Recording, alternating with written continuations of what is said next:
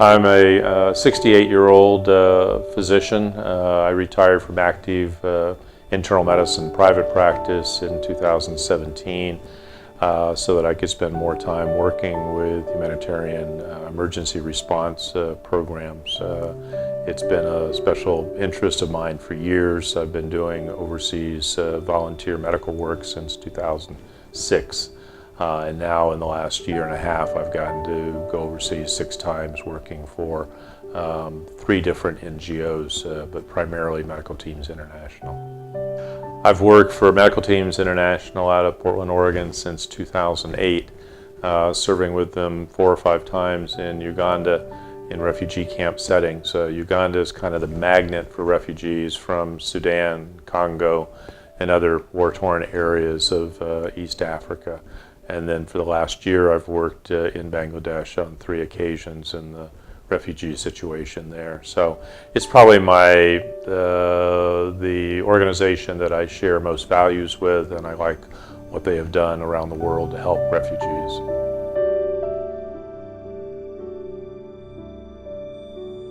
I think the shocking atrocity of the displacement and the emotional, physical, spiritual trauma that the Rohingya had suffered.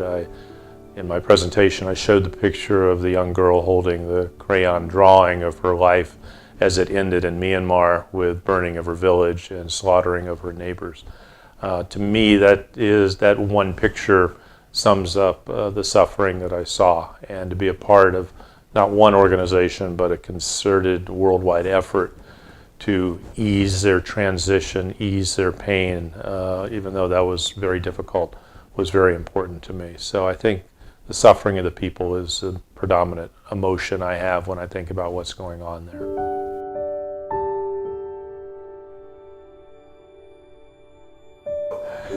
That's a little bit longer story. It goes back to age 13. I read a series of books by an American Navy flight surgeon named Tom Dooley, who was in Southeast Asia and wrote passionately about his experiences with refugees fleeing the communist incursion into northern Southeast Asia.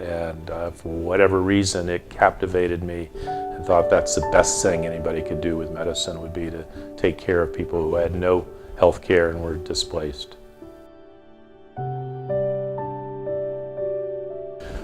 I can speak for Myanmar in that what I know about the situation is there's been animosity between the Buddhist government and Buddhist population at large, which is more than 95% of the population is Buddhist, and the ethnic minorities. And the Rohingya are not the only one, but they have been the ones most victimized in the last 20 or 30 years, purely because of their ethnicity.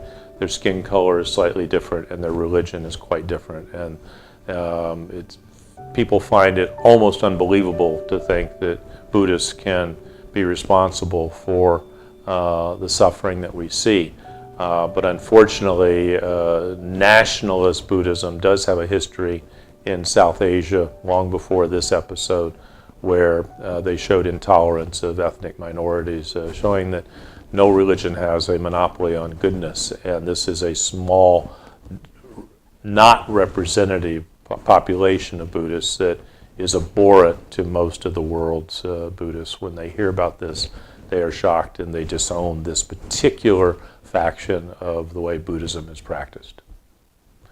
What the issues are internationally for why there are so many refugees, I don't know. I think civilians, it's very clear that civilians have become victims of war and targets of war more in the last 20 years. Humanitarian efforts and medical organizations who used to be protected. If you had a Red Cross on your chest, you were protected. They are now sought out and killed.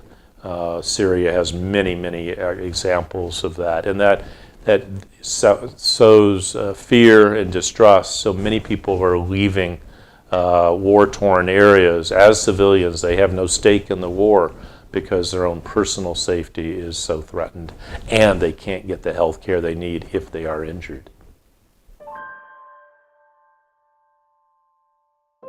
Medical Teams International, if you look at their website, they proudly state that they're a Christian faith-based organization. But in terms of the care they deliver, it is without any preconditions or requirements for being Christian. In fact, some of the most satisfying relationships I've had with refugees have been with Muslim refugees from the South Sudan, and particularly from Myanmar. So I love working for an organization that honors other people's spiritual base. Working with Muslims is a wonderful experience. They are incredibly spiritual.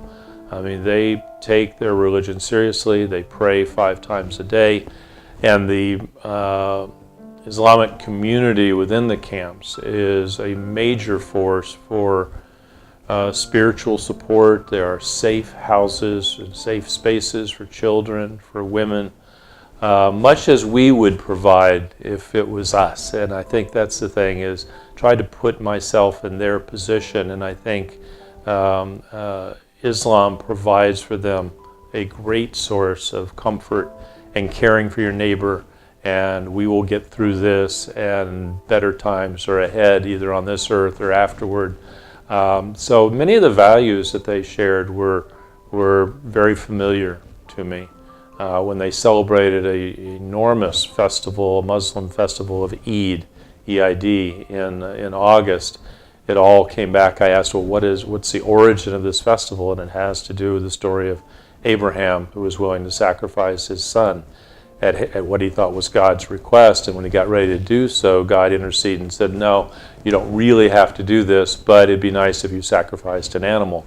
So Abraham, which obviously forms the very roots of the basis of Judaism and Christianity and Islam, they do that every year. They have this big festival. It's kind of like a combination of Thanksgiving and their festival, because everyone returns to their home to have a feast. And it's all about giving to others. They do slaughter animals, and I saw an awful lot of animals slaughtered even in the camp. And the rule is that you donate 1/3 of the finished meat products to the poor, 1/3 to your neighborhood or community, and 1/3 is for your own family's enjoyment. And I got to participate in 2 Eid family dinners, and those were, the equivalent of Passover, the equivalent of Thanksgiving, and perhaps Christmas put together, but a time for families to share values, be appreciative of what they have, and to share their bounty with others. And those are also good Christian principles too. I think just the most important thing that I do when I come home is give talks and talk about it, hopefully in a non-political way, because there are many issues I don't fully understand, but I do understand human suffering, having been a physician for more than 4 decades. So I think being aware of it and paying attention when you hear about people suffering on this scale, just be aware that for the grace of God go I.